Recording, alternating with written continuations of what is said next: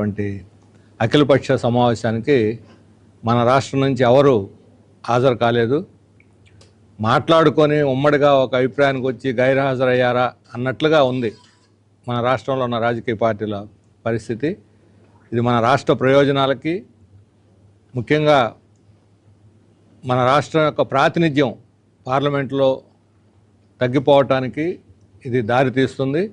రాష్ట్ర ప్రయోజనాలు ముఖ్యమా, కేంద్రంలో మోడీతో దోస్తీ కోసం రాష్ట్ర ప్రయోజనాలని త్యాగం చేయదలుచుకున్నారా? తెలుగుదేశం, జనసేన, వైసీపీ పార్టీలు ప్రజలకు చెప్పాలని చెప్పి మేము కోరుతున్నాము.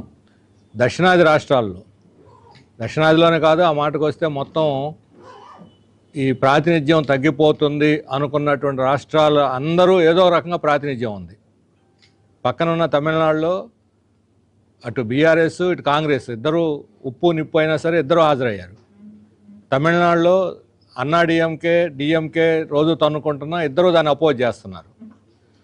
కేరళలో వామపక్ష పార్టీలు, కాంగ్రెస్ ఇద్దరూ దీన్ని వ్యతిరేకిస్తున్నారు. ఈ రకంగా అన్ని రాష్ట్రాల్లో అన్ని పార్టీలు ఒక తాటి మీదకి వచ్చి వాళ్ళ రాష్ట్ర ప్రయోజనాలు కాపాడుకోవడానికి నడుం కడితే, ఇక్కడ మన రాష్ట్రం వాళ్ళు మాత్రం వీళ్ళు ఇక్కడ డ్యాన్స్ చేస్తున్నారు. వైసీపీ మన రాష్ట్రానికి నష్టం జరుగుతుంది, జరగకుండా కాపాడండి అని ప్రధానమంత్రికి ఒక విజ్ఞాపన పత్రం పంపింది. కనీసం ఆ మేరకు లెటర్ రాసి రాష్ట్రానికి నష్టం జరుగుతుందని చెప్పడం వరకైనా సంతోషకరమైన విషయమే. ఆ మాత్రం గళం ఇప్పారు. మరి దీన్ని వ్యతిరేకించేవాళ్ళు దానికి హాజరై ఉంటే ఇంకా బాగుండేది. అక్కడ మన రాష్ట్రం తరఫున ఒకరు ప్రతినిధిగా కూడా ఉండేవాళ్ళు. తెలుగుదేశం, జనసేన వాళ్ళు దీనికి ఉద్దేశపూర్వకంగానే దూరంగా ఉన్నారు. జనసేన పవన్ కళ్యాణ్ గారు చెన్నై తమిళ వాళ్ళ ఛానల్కి ఇంటర్వ్యూ ఇస్తూ ఈరోజు అన్ని మీడియాలో కూడా వచ్చింది. ఇది పార్టీలు ముందు పార్లమెంట్లో పోరాడాలి, తర్వాత మీటింగ్లు పోరాటాలు అన్నాడు. మరి పార్లమెంట్లో పోరాడాలా అని ఆయన వైఖరి నిజాయితీతో చెప్పింది అయితే, ఇక్కడున్నటువంటి జనసేన, తెలుగుదేశం సభ్యులు వాళ్ళకు కూడా పార్లమెంట్ సభ్యులు ఉన్నారు. మరి ఈ పార్లమెంట్ సభ్యులు లోక్సభలో దీన్ని లేవనెత్తమని ఆయన వాళ్ళని ఆదేశించారా లేదా చెప్పాలని చెప్పి మేము కోరుతున్నాం.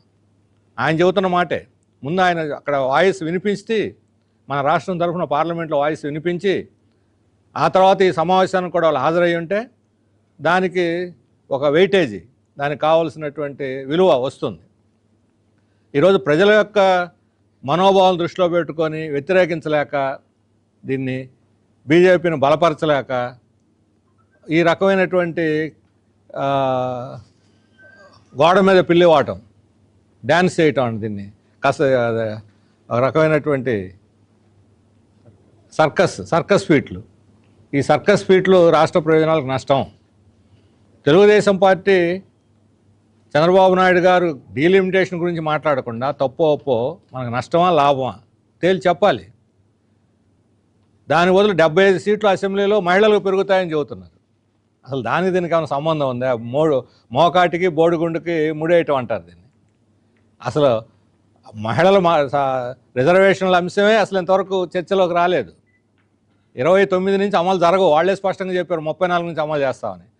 34 నుంచి కూడా అమలు చేస్తారో లేదో గ్యారెంటీ లేదు. ఇంతవరకు అసలు కాన్స్టిట్యూషన్ చేంజెస్ రాష్ట్రాల ముందుకు రాలేదు. అవన్నీ కొన్ని రాష్ట్రాలు ఆమోదించి, కొన్ని ఇంకా చేయలేదు.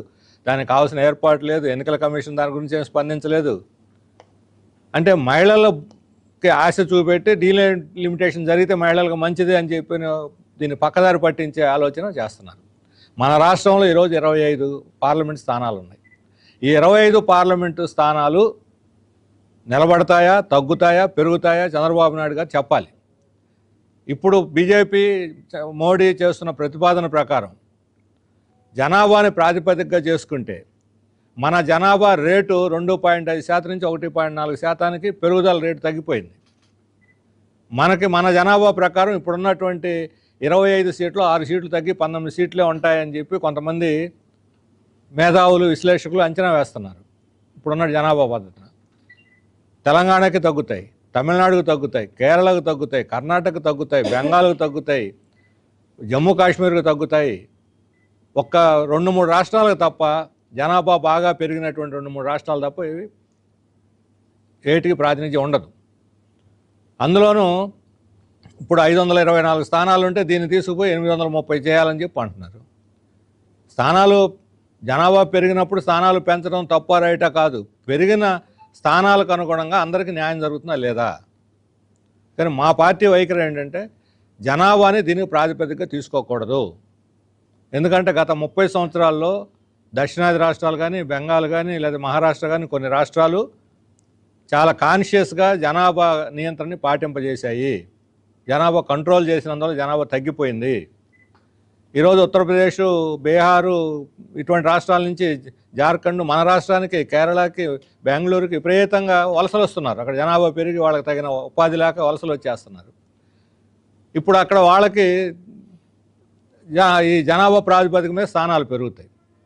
అంటే బీజేపీ బలంగా ఉండి బీజేపీ యొక్క దాన్ని స్థానాన్ని సుస్థిరం చేసుకోవడానికి ఆ రాష్ట్రాలకు ప్రాతినిధ్యం పెంచి బీజేపీయేతర పార్టీలు ఉన్న చోట ఈ ప్రాతినిధ్యం తగ్గించడానికి కుట్ర ఇది.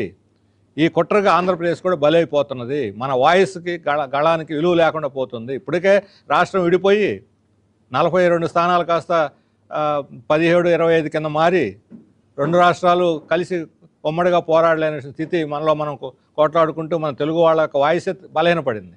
ఇప్పుడు ఈ డీలిమిటేషన్ తోటి తెలుగు వాళ్ళ వాయిస్ అస్సలు ఢిల్లీలో వినపడదు. మన మాటకే విలువ రాదు. వాళ్ళు కాళ్ళు పట్టుకొని గడ్డాలు పట్టుకొని ఏదైనా నిధులు సంపాదించడం తప్ప అభివృద్ధి జరగటానికి కూడా ఇది ఆటంకం అవుతుంది. ఆంధ్రప్రదేశ్ అభివృద్ధి కూడా ఆటంకం అవుతుంది.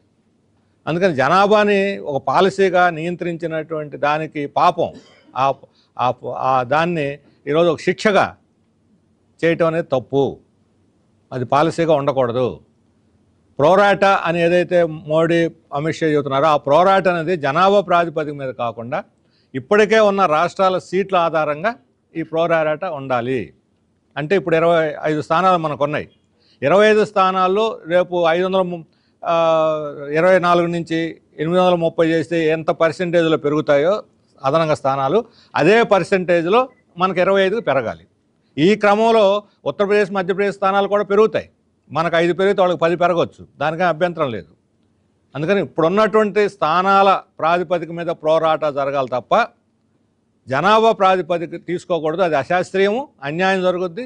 భారతదేశ ప్రజల యొక్క అసమానతలు, ప్రాంతీయ అసమానతలు పెరగటానికి, దేశ ఐక్యత బలహీనపడటానికి, దెబ్బతినడానికి కారణం అవుద్ది. రేపొద్దున దేశ ఐక్యత ఉత్తరాది, దక్షిణాది, తూర్పు, పశ్చిమానికి అంత వచ్చిందంటే దానికి అటువంటి విభజనవాదం వస్తే దానికి బీజేపీ కారణం అవుద్ది. ఇది రాకుండా భారతదేశం అంతా ఐక్యంగా ఒక సమగ్రమైన దృష్టితో ఉండాలనంటే ఇప్పుడు బీజేపీ ఆలోచిస్తున్న జనాభా ప్రాతిపదిక మీద డీలిమిటేషన్ చేయకూడదు. దీనికి వ్యతిరేకంగా తెలుగుదేశం, వైసీపీ, జనసేన అందరూ ముందుకు రావాలి పోరాడేదానికి. పార్లమెంట్లో గళమెత్తాలి, వీధుల్లో గళమెత్తాలి. వచ్చే నెలలో హైదరాబాద్లో మీటింగ్ జరుపుతామని ప్రకటించారు రేవంత్ రెడ్డి గారు. మరి రేపు హైదరాబాద్ మీటింగ్ అయినా వీళ్ళు హాజరు కావాలి.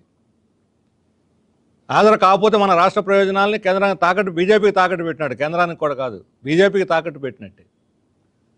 తెలుగుదేశం ఒక ప్రాంతీయ ప్రయోజనాల కోసం ఏర్పడి తెలుగు ప్రజల తరఫున ప్రాంతీయ ప్రయోజనాలకి, మన రాష్ట్రానికి జరిగే అన్యాయానికి వ్యతిరేకంగా ఇప్పటికే ప్రత్యేక హోదా వదులుకున్నారు, విభజన హామీలను వదులుకున్నారు, జరగాల్సినంత అన్యాయం జరిగింది, ఆర్థికంగా అన్యాయం జరిగింది, ఇప్పుడు రాజకీయంగా కూడా అన్యాయం చేయబోతున్నారు.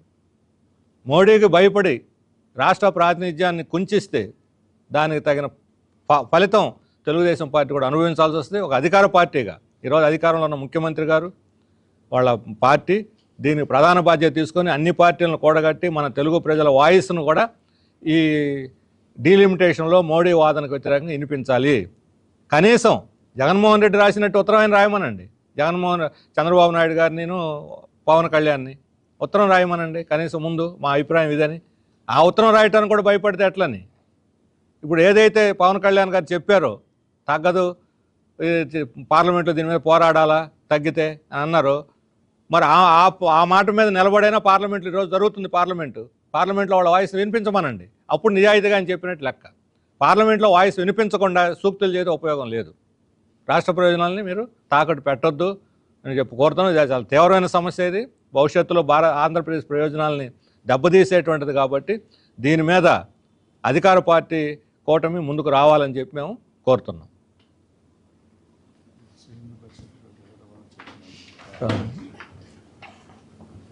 మరొక అంశం, రాష్ట్రంలో మత విభజన తీసుకురావడానికి ఆర్ఎస్ఎస్, విశ్వ హిందూ పరిషత్తు వీళ్ళు తీవ్రమైన ప్రయత్నాలు చేస్తున్నారు. గతంలో ఒక 15-20 రోజుల క్రితం పంచాయతీరాజ్ డిపార్ట్మెంట్ ద్వారా, సోషల్ వెల్ఫేర్ డిపార్ట్మెంట్ ద్వారా క్రైస్తవుల గురించి సర్వే, అలాగే చర్చిల గురించి సర్వే చేయడానికి తాకీదులు, మెమోలు పంపి ప్రజల నుంచి వ్యతిరేకత వచ్చాక ఉపసంహరించుకున్నారు. ఇప్పుడు ఆ పని విశ్వ హిందూ పరిషత్ నేరుగా చేస్తున్నది.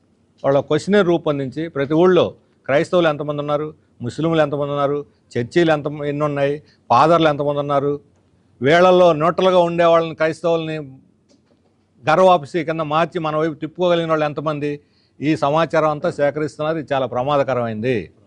రాష్ట్రంలో మత విద్వేషాలు పెంచడానికి, విభజన తీసుకురావడానికి చేసేటువంటి ఈ కుట్రల్ని రాష్ట్ర ప్రభుత్వం ఎదుర్కోవాలి, దీన్ని నిరోధించాలని చెప్పి కూడా కోరుతున్నాం. ఎటువంటి